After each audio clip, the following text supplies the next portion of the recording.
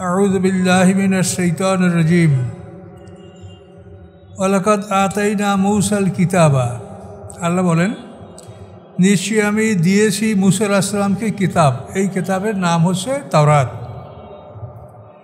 ফাখতুলিফা ফি, সেই কিতাবের মধ্যেও মতভেদ করা হয়েছে। ওয়ালাউলা কালিমাতুন সাবাকাত মির রাব্বিকা, যদি না হতো বাণী যা আপনার রবের নিকট পূর্বে থেকে নির্ধারিত, এটা যদি না থাকতো লাকুজিয়া বাইনহুম, তাহলে তাদের মধ্যে এখনই চূড়ান্ত ফয়সালা করে দেওয়া হতো। তো যেহেতু তাদের জন্য একটা নির্ধারিত সময় আগের থেকে লেখা আছে, সেই সময় না আসলে আল্লাহ তাদেরকে ধ্বংস করবেন না, সেই কথা আল্লাহ বলছেন। যে আগের থেকেই যদি বাণী চূড়ান্ত না থাকতো আপনার রবের পক্ষ থেকে লাকুজিয়া বাইনহুম, তাহলে তাদের মধ্যে ফয়সালা করে দেওয়া হতো। ওয়াইন্নাম লাফি শাক্কে মিনহু মুরিব, এবং নিশ্চয়ই তারা ওই কিতাবের মধ্যে সন্দেহ পোষণ করতেছিল এবং তারা ছিল সন্দেহকারী। ওয়ান্না কুল্লাল্লাম্মা লা ইউওয়াফিয়ান্নাহুম রাব্বুকা আমালাহুম ইন্নাহু বিমা ইয়ামালুনা খাবীর, নিশ্চয়ই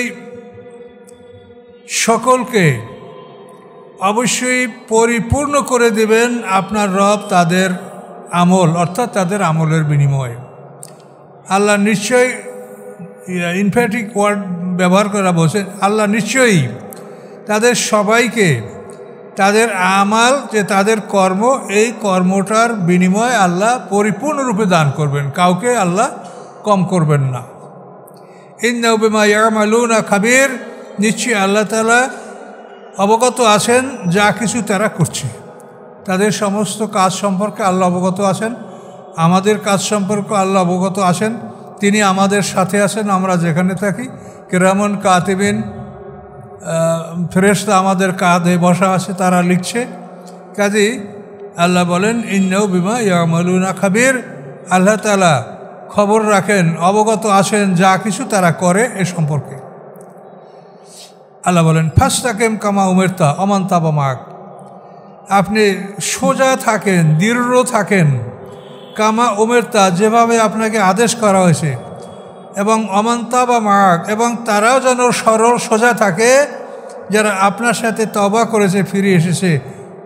ওয়ালা তাতগাও, কোনো অবস্থাতেই তোমরা সীমা লঙ্ঘন করবে না। ইন্নাহু বিমা তা'মালুনা বাসীর, নিশ্চয়ই তোমরা যা করো আল্লাহ সে সম্পর্কে সম্পূর্ণ দর্শক। এই আয়াতটা এত মারাত্মক, সাহাবায়ে কেরামরা আল্লাহ রসুলকে জিজ্ঞাসা করছেন, ইয়া রাসূলুল্লাহ, কোরআনের কোন আয়াতের কারণে আপনার দাড়ি চুল পাকতে শুরু করেছে? কোন আয়াত সেটা? তখন আল্লাহ এই আয়াতের কথা বলছেন যে সূরা হুদের এই আয়াতে আমাকে বৃদ্ধ করে দিয়েছে ভয়তে এবং চিন্তায়। আয়াতটা কি? ফাস্তাকিম কামা উমিরতা, আপনি সোজা থাকেন যেভাবে আপনাকে আদেশ দেওয়া হয়েছে। খুব মারাত্মক কথা, একটুকু আপনি ডানে বামে ঝুঁকবেন না, একবারে সোজা। ফাস্তাকিম কামা উমিরতা, যেভাবে আপনাকে আদেশ দেওয়া আছে সেভাবে সোজা থাকেন। আর ওমান তাবা মাক, আপনার সাথে যারা তওবা করছে তারাও যেন এরকম সোজা থাকে। ওয়ালা তাতগাও, খবরদার তোমরা কোনো অবস্থাতেই বিদ্রোহ করবে না। ইন্নাহু বিমা তা'মালুনা বাসীর, আল্লাহ তাআলা তোমাদের আমল সম্পর্কে দর্শক। দেখেন, মানুষের ঈমানের স্থান হলো অন্তর, কলব, এবং এগুলি হচ্ছে নরম নরম জিনিসকে সোজা রাখা খুব কঠিন। আপনি যদি পানি মনে করেন সোজা লাইনে চালাবো, কিন্তু পানি সোজা যাবে না, বাঁকা বাঁকা হয়ে যাবে। একটা রড যদি একটা শক্ত জিনিস সেটা সোজা রাখা যায়, কিন্তু নরম জিনিস সোজা রাখা এটা খুবই কষ্টকর। কাজেই মানুষের অন্তরটা, হৃদয়টা নরম। কাজে এই হৃদয়টা পারদের মতো, মানে মুহূর্তের মধ্যে আপনি এই বসা আছেন, আপনার মনে হয় যে বাল্যকালে আপনি 8 বছরে কী করছেন সেইটা মনে উঠে গেছে, হয় কি না? আপনি নামাজে আছেন, তাফসীর শুনছেন, মুহূর্তের মধ্যে আপনি 9 বছরে 10 বছরে কী করছেন, যৌবনকালে কী কোথায় হঠাৎ করে আপনার মনে ঢুকে যাচ্ছে, আপনি ঠেকাতে পারছেন না। তো এই যে মনকে সোজা রাখা, এইটা সবচেয়ে বড় কঠিন কাজ। এই জন্য আল্লাহ রাসূল বলেছেন যে এই আয়াতের কারণে আমার মধ্যে বার্ধক্য চলে আসছে। ফাস্তাকিম কামা উমিরতা ওমান তাবা মাক, আপনাকে যেভাবে আদেশ দেওয়া হয়েছে সেভাবে আপনি সোজা থাকেন, এবং যারা আপনার সাথে তওবা করেছে, ফিরে এসেছে কুফরি শিরক থেকে ইসলামের দিকে ফিরে এসে, তারাও যেন ওইরকম সরল সোজা থাকে। কাজে এই সরল সোজা থাকার জন্য আমরা সর্বদা আল্লাহকে স্মরণ করবো। এছাড়া আমাদের এটা গায়ের বলে আমরা পারবো না। আল্লাহকে স্মরণ করলে আল্লাহ আমাদেরকে সাহায্য করবেন। সোজা থাকা, সোজা রাখার একমাত্র পরামর্শ এটাই যে আল্লাহকে স্মরণ করতে হবে। যখনই আপনি মনের মধ্যে কোনো কুমন্ত্রণা, ওয়াইম্মা ইয়ানজাগান্নাকা মিনাশ শাইতানির নাজগুন ফাস্তাইজ বিল্লাহি মিনাশ শাইতানির রাজিম, আল্লাহ বলেন যখন তুমি কোনোভাবে তোমার অন্তরে কোনো শয়তানের স্পর্শ, শয়তানের আঘাত, এটা যখন তুমি অনুভব করবে, তখনই তুমি ফাস্তাইজ বিল্লাহি মিনাশ শাইতানির রাজিম, অভিশপ্ত শয়তান থেকে তুমি আল্লাহর আশ্রয় কামনা করবে। তাহলে এই বিপদ থেকে নিজে কেউ রক্ষা পেতে পারে না, এটা একমাত্র আল্লাহর সাহায্য। তিনি অত্যন্ত আমাদের কাছে, আল্লাহর চাইতে কাছে কিছু আমাদের নাই। ওয়ানাহনু আকরাবু ইলাইহি মিন হাবলিল ওয়ারিদ, এই যে কণ্ঠনালী, বড় রগগুলি, শাহরাগ, আর্টারি ভেন, এই যে বড় বড় রগগুলি, আল্লাহ বলে এর চাইতেও আমি তোমার কাছে আছি। আল্লাহ আমাদের সব চাইতে কাছে, কিন্তু আমরা এগুলা খেয়াল করি না, আমরা ওসিলার কথা ভাবি। আপনি যাকে ওসিলা ধরেছেন সে কোথায়? আপনার কাছে আছে? আল্লাহর মতো অত কাছে কি থাকতে পারে? তাহলে এই ওসিলা নিয়ে আপনারা কেন ঝগড়া করছেন? একজন জীবিত মানুষের কাছে আপনি বলতে পারেন হুজুর আমাদের দোয়া করেন, কিন্তু একটা মরা মানুষের কাছে আপনি কি বলবেন? কাজে এইসব বিষয় কোরআন থেকে আপনাদের দেখেন, তার বিষয় কিন্তু ক্লিয়ার। কোরআনে কোনো ঝগড়া, ফাসাদ বা তর্কের কিছু নাই। কাজেই আল্লাহর চাইতে কাছে কেউ নাই। আপনি যা কিছু বলেন, আপনারা শুনছেন, আমি বলছি, এগুলির সাথে সাথে কাঁধে বসা কেরামন কাতিন ফেরেশতারা লিখছে, এবং ফজরের টাইম এগুলো আল্লাহর কাছে চলে যাবে। আর সারাদিন আপনারা যা করেছেন আসরের নামাজের পরে এটা আল্লাহর কাছে চলে গেছে। এইভাবে দৈনিক 2 বার ফেরেশতা বদলি হচ্ছে, একের পর এক ফেরেশতা আসছে এবং যাচ্ছে। এই রাতের আমল যারা লিখেছে এরা ভোরে চলে যাবে, আবার আগামীকাল বৈকাল এরা নামবে। আর দিনের আমল যারা লিখবে তারা ফজরের নামাজের সময় পৃথিবীতে আসবে, আসরের পরে চলে যাবে। এইভাবে দৈনিক আপনার আমল, আমার আমল সব আল্লাহর কাছে যাচ্ছে। সেখান থেকে আল্লাহর আদেশ ক্রমে যেখানে যেটা আল্লাহ তাআলা যে ব্যবস্থাপন কথা বলছেন, ইল্লিনে চিজিনে, কোথায় জান্নাতে জাহান্নামে, আপনার কোন আমলটার দ্বারা কোনখানে কি হবে, এই আমল দ্বারা জান্নাত এবং জাহান্নাম তৈরি হতে থাকবে। জান্নাতের বাড়িটা আপনার অ্যালট আছে, কিন্তু আপনি এখান থেকে যা সেন্ড করবেন ওইটার দ্বারাই আপনার ওই জান্নাতের নিয়ামতগুলি তৈরি হবে। আর দোজখের জন্য আপনার বাড়িটা অ্যালট আছে, আপনি এখান থেকে যা পাঠাবেন ওইটার দ্বারাই আপনার জন্য শাস্তি নির্ধারণ করবে, তৈরি করা হবে ওখানে। এটা দৈনন্দিন, এটা আপনার জন্য প্রস্তুত করা হচ্ছে। বড় কঠিন সিস্টেম। মানে মানুষ হিসেবে জন্মগ্রহণ করা যে কত বড় মুসিবত, এটা যদি আপনি চিন্তা করেন তাহলে বুঝতে পারবেন। আর যদি দুনিয়ায় গা ভাসায় দেন, কিছুই চিন্তা না করেন, তাহলে তো দেখবেন যে বিপদ মরণের সময় সব। আর যদি আগের থেকে চিন্তা করেন তাহলে দেখবেন যে আপনি কিন্তু একটা মানে মহাপরীক্ষার সম্মুখীন এবং ভয়ঙ্কর। দুনিয়ায় আপনার পিছিয়ে সিআইডি ডিএবি যতই থাকুক, তারা এইরকম থাকতে পারবে না যে 24 ঘন্টা দিবারাত্রি তারা আপনার সাথে লেগে আছে। এরকম থাকতে পারবে? পারবে না। কাজে আল্লাহর পক্ষের পাহারা খুবই কঠিন। ওয়ালা তারকানু ইলাল্লাযিনা যালামু, ওই আয়াতেরই ব্যাখ্যা উপরের আয়াতের। তোমরা ঝুঁকবে না জালেমদের প্রতি বিন্দুমাত্র, জালেমদের প্রতি একটুকু ঝুঁকবে না। যদি ঝোঁকো ফাতামাসসাকুমুন নার, তোমাদেরকে স্পর্শ করবে আগুন। ওমা লাকুম মিন দুনিল্লাহি মিন আউলিয়া, এবং থাকবে না তোমাদের জন্য আল্লাহর মোকাবেলায় কোনো অভিভাবক। সুম্মা লা তুনসারুন, অথবা তোমরা সাহায্য প্রাপ্ত হবে না। জালেমদের দিক বিন্দুমাত্র ঝুঁকবে না। এটা কিন্তু আল্লাহ তাআলা অন্যভাবে বলেছেন। ওয়াদ্দু লাউ তুদহিনু ফায়ুদহিনুন, কাফেররা চায় আপনারা যদি তাদের সাথে আপোষ করেন তো তারাও আপনার সাথে আপোষ করবে। এই মুদাহানাত, এটা কুফরি পর্যায়ের গুনাহ, বাতিলের সাথে আপোষ করা। বাতিলের দিকে আপনি ঝুঁকতে পারবেন না, এক বিন্দুও না, আপনি সোজা থাকবেন। কিন্তু আমাদের সমাজে কি হচ্ছে, আমরা আলেমরা যখন যে অবস্থা হয় তখন সেই সময়ের সাথে আমরা ম্যানেজ করি, অ্যাডজাস্ট করি, আমাদের কাজকর্ম আমরা গুছিয়ে আমরা সব চলছি, শুধু লেবাস পোশাক আমাদের ঠিক আছে, কিন্তু ভিতরে যখন যেমন তখন তেমন। কি ঠিক কিনা বলেন? তাহলে যখন যেমন তখন তেমন যদি আমরা হই, তা আমাদের কি ঈমান আছে? আল্লাহ বলেন, কি বলছেন আল্লাহ তাআলা, যে ওয়ান্না হাজা সিরাতি মুস্তাকিমান ফাত্তাবিউহু, এই আমার রাস্তা সিরাতাল মুস্তাকিম, এই রাস্তার অনুসরণ তোমরা করো। ওয়ালা তাত্তাবিউ সুবুলা, অনেকগুলি রাস্তার অনুসরণ করো না। তাহলে আপনি যদি যখন যেমন তখন তেমন হন, তখন কি আপনি এক রাস্তায় আসেন না একাধিক রাস্তায় আপনি প্রবেশ করছেন? তাহলে আমরা কোরআনের কি বুঝি আর কি করি তাই বলেন। ওয়াজ বা কি করি আর কি নিজের আমল করি, দেখেন সেটা। কার পিছনে আমরা নামাজ পড়ি, কি করছি আমরা ভেবে দেখেন। এটা কোরআন থেকে কথা বলা হচ্ছে, এটা কোনো কাল্পনিক কথা না। আল্লাহ বলছে ওয়ালা তাত্তাবিউ সুবুলা, অনেক রাস্তার অনুসরণ করো না। ওয়ান্না হাজা সিরাতি মুস্তাকিমান, এই আমার রাস্তা, একটাই রাস্তা, সিরাতাল মুস্তাকিম ফাত্তাবিউ, এটার অনুসরণ তোমরা করো। কিন্তু আমরা সমাজের অবস্থা ম্যাক্সিমাম যখন যেমন তখন তেমন, কোনো রকম আমাদের সমস্যা হয় না। হুজুর আবার ওয়াজের সময় বলে, আমিও তো ইসলাম করি, আমাকে কেউ ঢিলা মারে না। কথা বোঝেন না? এটা তার গৌরব যে উনি কেমন ইসলাম করেন তা তো আল্লাহ জানে, আর যারা কোরআন বোঝেন তারাও বোঝে যে ইসলামটা আপনি কেমন করেন। বাতিলের সাথে আপোষ করিয়া নিজেদের সব কাজকর্ম গুছিয়ে নিচ্ছেন আপনারা।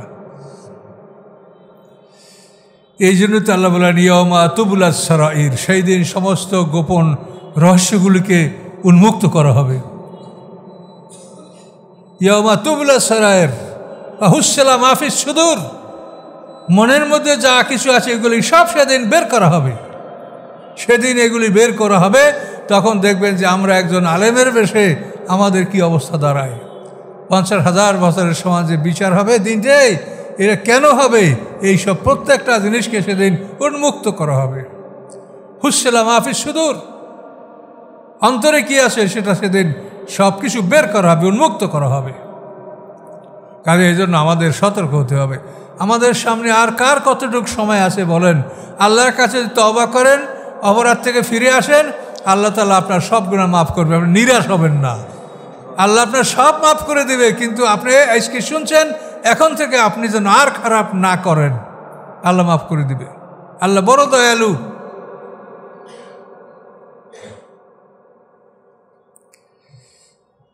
আকিমিস সালাতা তারাফাইন নাহারে, প্রতিষ্ঠা করুন সালাত দিনের দুই প্রান্তে।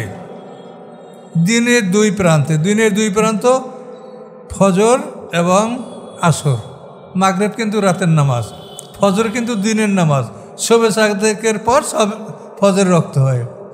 দিনের দুই প্রান্তে নামাজ পড়েন, অর্থাৎ ফজর এবং আসর। এটা পাইলেন। আকিমিস সালাতা তারাফাইন নাহারে ওয়া যুলাফাম মিনাল লাইলি, এবং রাতের একাংশের মধ্যে, রাতের একাংশের মধ্যে আপনি মাগরিব এসা পড়বেন। যুলাফাম মিনাল লাইলি। ইন্নাল হাসানাত ইউযহিবুনা সাইয়্যাত, নিশ্চয়ই নেকামল হাসানাত কল্যাণকর কাজ, ভালো কাজ, ইউযহিবুনা সাইয়্যাত দূরীভূত করে পাপগুলি।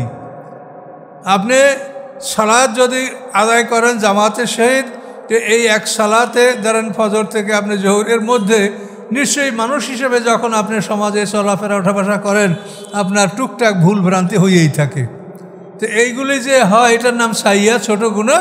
এগুলো দ্বিতীয় নামাজের উজু নামাজ এর মাধ্যমে এই পাপটা আপনার মোচন হয়ে যাবে। এটা কোরআনের কথা। তো এইভাবে আল্লাহ বলেন ইন্নাল হাসানাত ইউযহিবুনা সাইয়্যাত, নিশ্চয়ই হাসানাত নেকামল ইউযহিবুনা দূরীভূত করে পাপগুলি, গুনাহ সগীরাগুলি। গুনাহ কবিরা কিন্তু এই ইবাদতে দূর হবে না। গুনাহ কবিরার জন্য আপনি আল্লাহর কাছে তওবা করতে হবে, ফিরে আসতে হবে। তওবা করে আল্লাহর কাছে প্রতিশ্রুতি দিতে হবে যে আমি আর এই কাজ করব না, তাহলে সেটা আপনার আল্লাহ মাফ করবে। পিছনে যত বড় অপরাধ থাকুক আল্লাহ মাফ করে দেবে। যালিকা যিকরা লিল যাকিরিন, এবং এগুলি হচ্ছে উপদেশ যাকিরিন, যারা স্মরণ করে, যারা উপদেশ গ্রহণ করে তাদের জন্য এগুলি উপদেশ। উপদেশ গ্রহণকারীর জন্য এগুলি উপদেশ। আসবের, আপনি ধৈর্য ধারণ করুন। ফাইনাল্লাহু লা ইউযিউ আজরাল মুহসিনিন, নিশ্চয়ই আল্লাহ তাআলা সৎকর্মশীলদের বিনিময় কখনো তিনি বিনষ্ট করবেন না। কাজে আপনাকে ধৈর্য ধারণ করতে হবে। সর্বক্ষেত্রে ধৈর্য। আল্লাহ বলেন ফালাউলা কানা মিনাল কুরুন মিন ক্বাবলিকুম উলু বাকিয়াতি ইয়ানহাউনা আনিল ফাসাদি ফিল আরদি ইল্লা কালিলাম মিম্মান আনজাইনা মিনহুম। আল্লাহ বলেন কেন এরকম হলো না জনপদগুলির মধ্যে? মানবরা যেখানে বসবাস করে সেগুলি জনপদ বলে।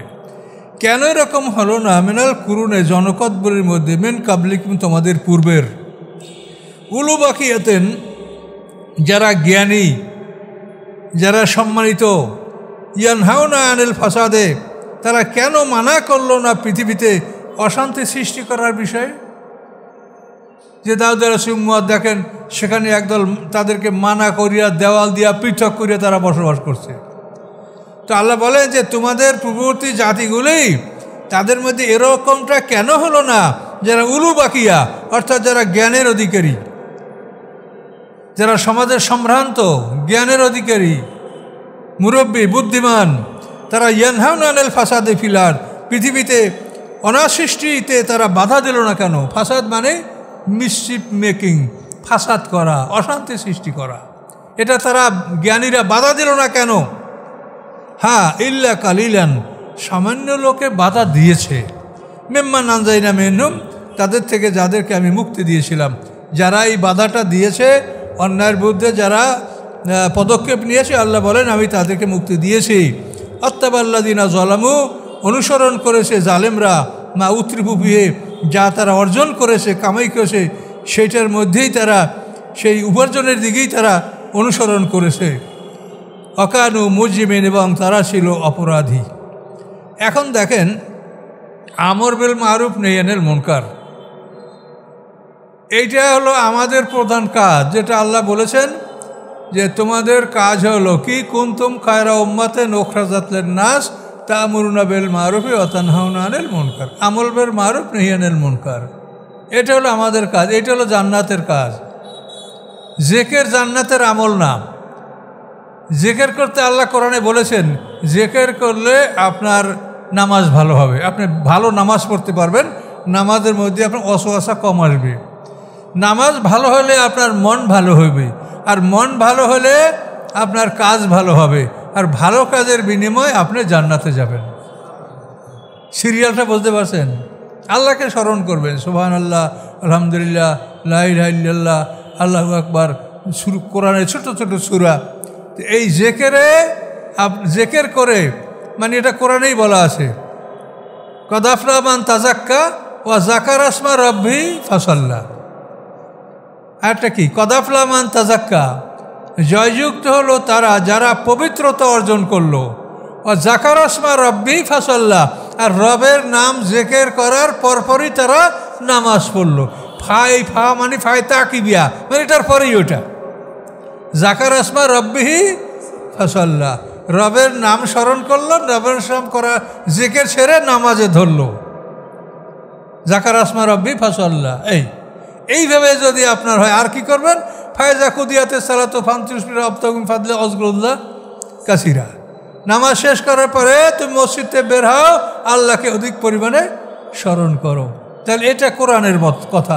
তাহলে আপনাকে জিকিরে থাকতে হবে, আল্লাহর স্মরণে থাকতে হবে, জিকির ছেড়ে নামাজ ধরবেন, নামাজ শেষ করলে আবার আপনি কাজকর্ম যাই করবেন আপনি আল্লাহর স্মরণের মধ্যে থাকবেন, আপনাকে স্মরণ আল্লাহর এটা আপনার মধ্যে থাকতে হবে। এই অবস্থায় যদি আপনি থাকেন তা আপনি ভালো থাকতে পারবেন। মানুষের মনকে ভালো রাখা এটা বড় কঠিন কাজ। তা আল্লাহ যে সিস্টেম দিয়েছে এর উপরে কোনো সিস্টেম আমাদের কাছে বা পৃথিবীর কারো কাছে নাই, এটা নির্ভুল। আমরা যেটা কথা 100% গ্যারান্টি, এভাবে আপনি করবেন। ওয়াকানু মুজরিমিন। তাহলে এখন আমরা এই যে জ্ঞানীরা, ক্ষমতাবানরা, শক্তিশালীরা, তাদেরকে আল্লাহ সমাজে অনাসৃষ্টি ফাসাদ থেকে নিষেধ করছেন। এভাবে কিন্তু আল্লাহ রসুলের স্পষ্ট হাদিসও আছে। আল্লাহ রসুল বলেছেন মান রাআ মিনকুম মুনকারান ফালইয়ুগাইয়িরহু বিয়াদিহি, তোমরা যদি শরিয়াত বিরোধী কার্যকলাপ দেখো তাহলে তোমরা শক্তি ব্যবহার করে সেটাকে তোমরা প্রতিহত করো। ফাইন ইয়াস্তাতে, যদি শক্তি ব্যবহার করতে না পারো ভাবে লিসানিহি, তাহলে তুমি মুখে প্রতিবাদ করো। ফাইন মুখেও যদি প্রতিবাদ করার মতো তোমার ক্ষমতা না থাকে বা পরিবেশ না থাকে এভাবে কালবি, তাহলে তুমি মন থেকে অন্তত সেই বিষয়টা ঘৃণা করো এবং সেটার বিরুদ্ধে তুমি পরিকল্পনা গ্রহণ করো যে কিভাবে এটা দূর করা যেতে পারে।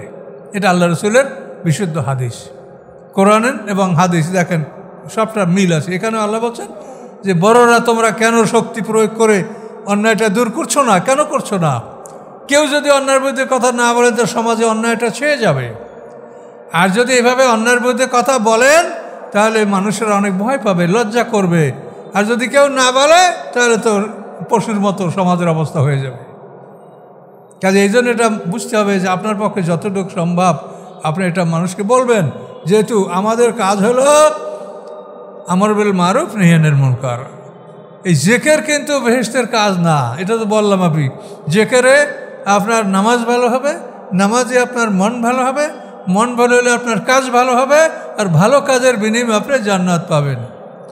জেকেরে যদি বেহেশত হইতো, আল্লাহর তো কোনো অভাব নাই, কুন ফায়াকুন বললেই হয়ে যায়, তাহলে ফেরেশতারা অনাদিকাল থেকে অনন্তকাল পর্যন্ত জেকের করছে, তারা ভেসতে যাবে না? তাহলে গাছপালা এক পায়ে দাঁড়াইয়া আল্লাহর জেকের করছে, তারপর সেই গাছপালাকে আপনি কাইটিয়া ছিঁড়িয়া আপনি তাকে করাত দিয়া ছিঁড়তেছেন, কুড়াল দিয়া ফাড়ছেন, তারপর আগুনে জ্বালাচ্ছেন, এই গাছকে আপনি এত কষ্ট দিচ্ছেন। এই গাছটা তো সবসময় আল্লাহ জেকের করতেছিল, ঠিক কিনা বলেন? কোনো সন্দেহ আছে? তাহলে এই গাছটা তো ভেসতে যাবে না। সেও তো আপনার যথেষ্ট সেবা করলো, এটা সেবা নয়? এই টেবিলটা গাছ না, এই চেয়ারটা গাছ না? তার জীবন নষ্ট করে তো আপনার করেছি, আমরা আরাম করছি, কিন্তু এরা তো আল্লাহর জেকের করে, কিন্তু এরা তো ভেসতে যাবে না। তার কারণ জেকের ভেসতে যাওয়ার ইবাদত নয়। ভেসতে যাওয়ার ইবাদত হলো আমর বিল মারুফ নাহি আনিল মুনকার, ভালো কাজে আদেশ, মন্দ কাজে নিষেধ। পরিষ্কার কোরআন থেকে বুঝে নেন। কাজে এই কাজগুলি আপনাদের আমাদের করতে হবে এবং নিজের মধ্যে যোগ্যতা অর্জন করতে হবে। না জানলে কি বলবেন? জানতে হবে যে ভালো কোনটা, মন্দ কোনটা। আচ্ছা, ওমা কানা রাব্বুকা লিয়ুহলিকাল কুরা বিযুলমি ওয়া আহলুহা মুসলিহুন। নয় আপনার রব এমন, তিনি এমন নন যে ধ্বংস করবেন কোনো জনপদকে অত্যাচার করে, জুলুম করে, অথচ তার অধিবাসীরা সৎকর্মশীল, তার অধিবাসীরা ভালো কাজ করে, এমন একটা জনপদকে আল্লাহ তাআলা ধ্বংস করবেন না। ওয়ালাউ শাআ রাব্বুকা লাজাআলান নাসা উম্মাতান ওয়াহিদা। যদি আপনার রব ইচ্ছা করতেন তো অবশ্যই তিনি করতে পারতেন সমস্ত মানুষদেরকে একটা দল, একটা উম্মত, একটা জাতিতে তিনি পরিণত করতে পারতেন, কিন্তু তা তিনি করেন নাই। প্রত্যেক জাতির জন্য আলাদা কিতাব, আলাদা শরিয়াত দিয়েছেন এবং আল্লাহ এই যাকে যা দিয়েছেন সেটা দ্বারাই আল্লাহ তাকে পরীক্ষা করেন। এটা আল্লাহর ইচ্ছা। ওয়ালা ইয়াজালুনা মুখতালিফিন, এবং সবসময় তারা মতভেদ করতে থাকবে। এই মুসলমান, এই মোরশেক, এই ইহুদি, এই নাসারা, এই মজুসি, এই মুতাজিলা, এই শিয়া, এই জবরিয়া, এই কদরিয়া, এই যে মতভেদ, আল্লাহ বলছে এটা তারা করতেই থাকবে। এই মতভেদ তারা করতে থাকবে।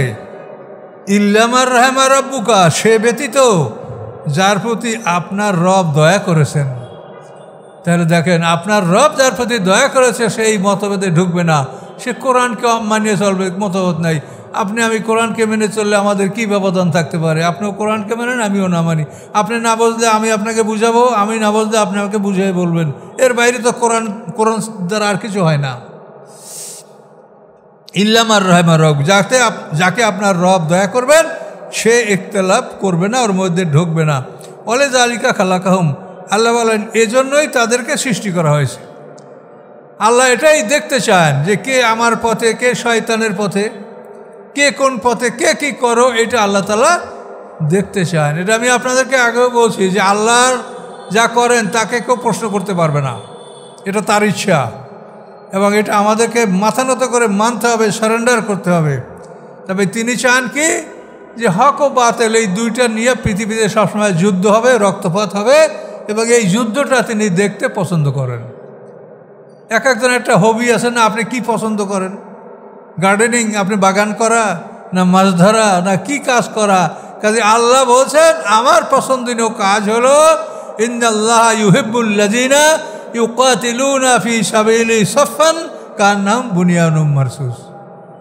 নিশ্চয়ই আল্লাহ তাআলা ইউহিব্বু ভালোবাসেন তাদেরকে ইউকাতিলুনা ফি সাবিলিল্লাহ, আল্লাহর রাস্তায় যারা তারা লড়াই করে সীসা ঢালা প্রাচীরের মতো মজবুত সারিবদ্ধভাবে যারা আল্লাহর পথে লড়াই করে সংগ্রাম করে আল্লাহ তাদেরকে ভালোবাসেন। এবং এই আয়াতের তাফসিরে আল্লাহ রসুল বলেছেন সাহাবীদের প্রশ্নের জবাবে, সাহাবীরা বলে ইয়া রাসূলুল্লাহ বান্দার কোন কাজে আল্লাহ খুশি হন?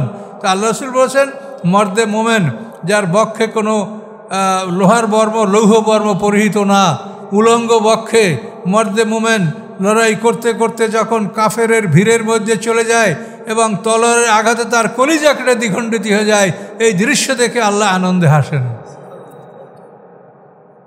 সব কোরআনে বলা আছে ইন্নাল্লাহা ইউহিব্বুল্লাযীনা ইউকাতিলুনা ফী সাবিলিহি সাফফান কান্নাহুম বুনিয়ানুম মারসুস। এখন আল্লাহ বলেন তাহলে এই যে মতভেদ করা এটা করবে, কিন্তু আল্লাহ বলছেন আল্লাহ যার প্রতি রহম করে সে মতভেদে প্রবেশ করবে না, সে এক রাস্তা সিরাতাল মুস্তাকিম, আল্লাহর বাতলানো পথ যেটা হেদায়াত সিরাতাল মুস্তাকিম সূরা ফাতিহায় বলেছেন, ওই রাস্তায় তারা থাকবে, তারা মতভেদ করবে না।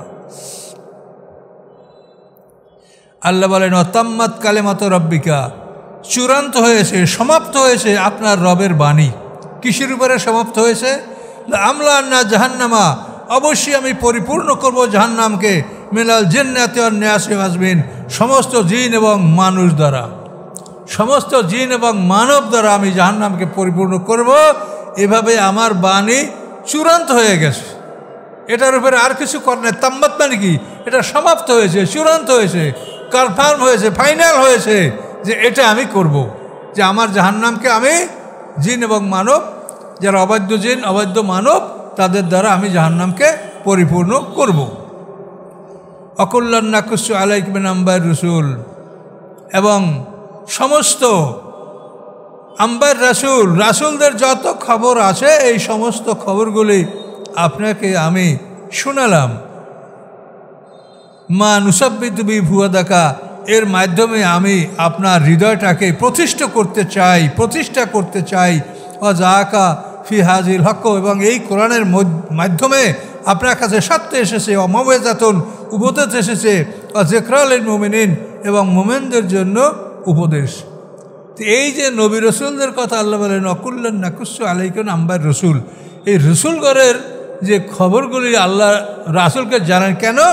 তার মনকে স্থির করার জন্য। যখন আল্লাহ রসুল দাওয়াতে গেছেন, দাওয়াত দিয়েছেন, মানুষের শোনে নাই, মন্দ কথা বলছে, খারাপ বলছে, মনোকষ্ট নিয়ে ফিরে আসেন, তখন এক নবীর ইতিহাস আল্লাহ নাজেল করছেন। এই ইতিহাস শুনে তো মুহাম্মদ সাল্লাল্লাহু আলাইহি ওয়াসাল্লামের মনোকষ্টটা দূর হয়ে গেছে, যে আমি কষ্ট করছি, মুসা আলাইহিস সালাম তো এরকম কষ্ট করছে, ঈসা আলাইহিস সালাম, দাউদ আলাইহিস সালাম, সুলাইমান, সবাই তো কষ্ট করছে। এই জন্য আল্লাহ বলেন যে আমি এই কিস্সাগুলি রাসূলকে শোনাই তার মনটাকে স্থির রাখার জন্য, তার মনটাকে প্রতিষ্ঠিত রাখার জন্য আমি এই কাহিনীগুলি কোরআনে নাজেল করে করে আমি মুহাম্মদ সাল্লাল্লাহু আলাইহি ওয়াসাল্লামকে শোনাচ্ছি। কি বুঝতে পারছেন? আর এগুলি শুনলে আপনাদের মনটাও অনেকটা স্থির হয় বা মজবুত হয়।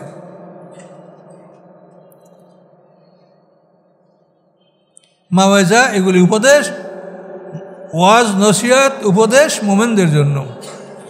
অকুল্লিল্লাযিনা লা ইউমিনুনা, আপনি বলেন তাদেরকে লা ইউমিনুনা, যারা বিশ্বাস করে না, যারা ঈমান আনে না তাদেরকে বলেন, তারা আল্লাহকে বিশ্বাস করে না, পরকাল, জান্নাত জাহান্নাম বিশ্বাস করে না, তাদেরকে বলেন এ মালু আলা মাকানাতিকুম, তোমরা তোমাদের অবস্থানে থেকে তোমরা কাজ করে যাও।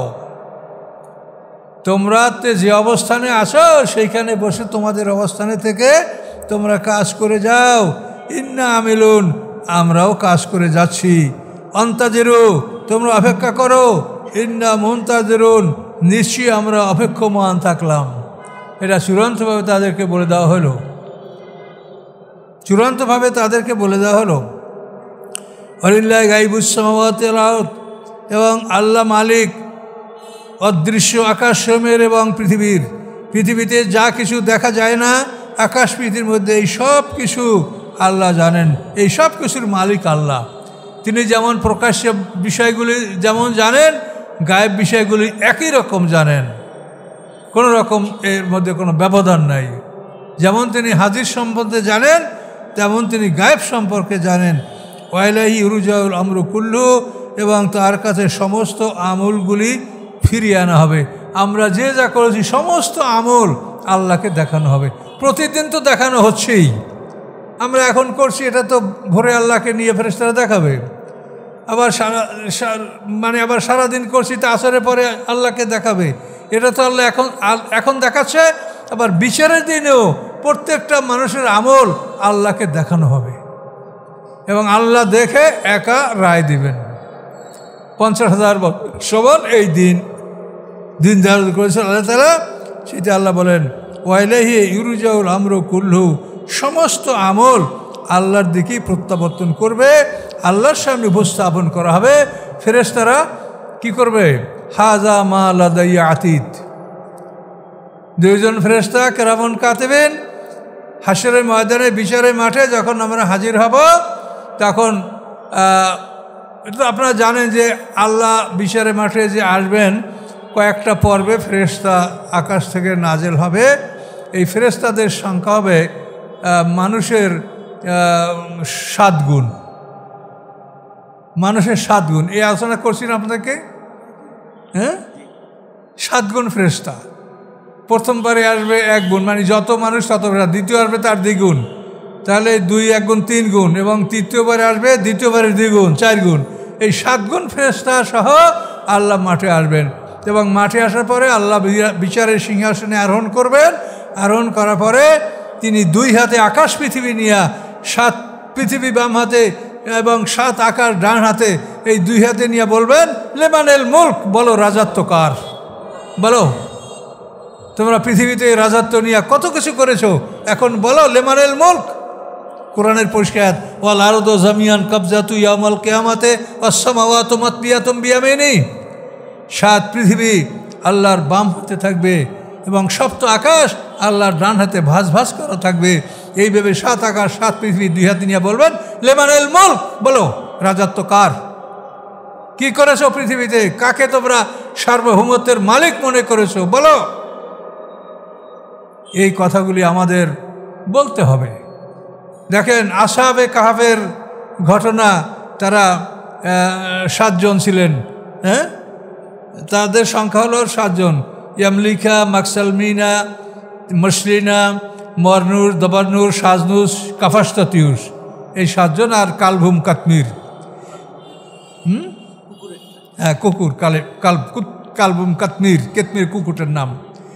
এই আসহাবে কাহাফ যখন দক্ষিণের বাদশার সামনে দাঁড়িয়েছিল, তখন তার সামনে বুক ফুলিয়ে তারা বলছিল যে আমরা আল্লাহ ছাড়া কারো ইবাদত আমরা করব না।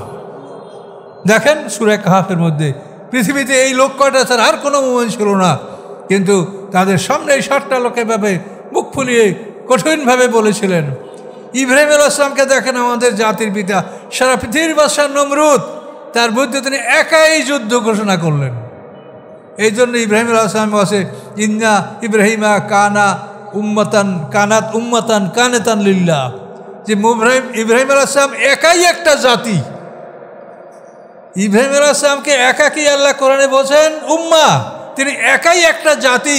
যেহেতু সারা পৃথিবীর বাদশা নমরুদ, তার বিরুদ্ধে তিনি একাই যুদ্ধ ঘোষণা করেছেন, এবং তার সব মূর্তি ভেঙে সেখানে তার সামনে বিচারের সম্মুখীন হয়েছেন। কিন্তু তিনি তো আত্মসমর্পণ করেন নাই আল্লাহ ছাড়া কারো কাছে, আল্লাহ ছাড়া কারো কাছে আত্মসমর্পণ করেন নাই তো ভালো, ফেরেশতাদের সাহায্য তিনি প্রত্যাখ্যান করেছেন।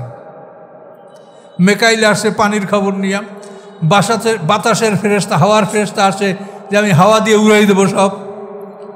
জিবরিল আমিন আসছে, তো ইব্রাহিম আলাইহিস সালাম প্রত্যেক ফেরেশতাকেই বলেছেন যে আপনাদের কাছে আমার কিছু নাই, আপনাদের কাছে আমার কোনো চাওয়া পাওয়া নাই।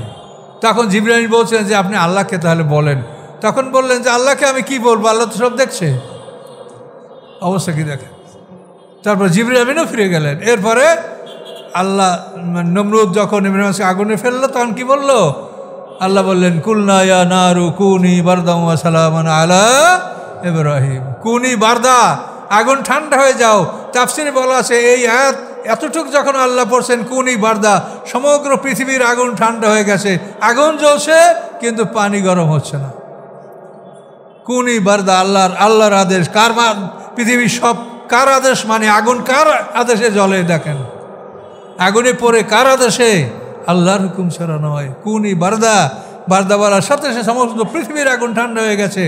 এরপরে সালামান আলা ইব্রাহিম যখন বলেছে, তখন ইব্রাহিম আলাইহিস পরে আগুন শান্তির আকার ধারণ করেছে এবং সমস্ত পৃথিবী আবার স্বাভাবিক অবস্থায় ফিরে আসছে। এই সাহায্য আল্লাহ করেছেন। এই জন্য আল্লাহর কোনো বাহিনীরও প্রয়োজন হয় নাই, তার কিছুই করতে হয় নাই, তিনি শুধু আদেশ দিলেই সব কিছু হয়ে যায়। কই সেই ইমানদার মানুষ আজকে পৃথিবীতে?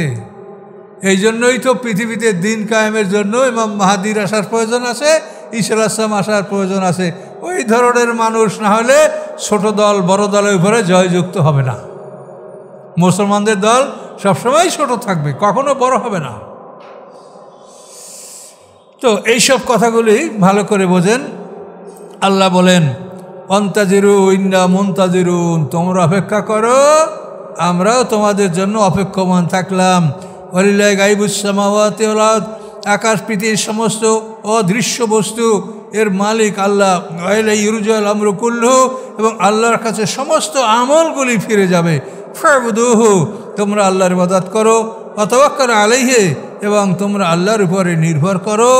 আমা রাব্বুকা বিগাফিরিন আম্মা তা'মালুন, তোমাদের রব অমনোযোগী নন যা তোমরা করো উহা হতে। তোমাদের সমস্ত কাজ আল্লাহ তাআলা প্রতি মুহূর্তে, এগুলো সব আল্লাহ দেখছেন।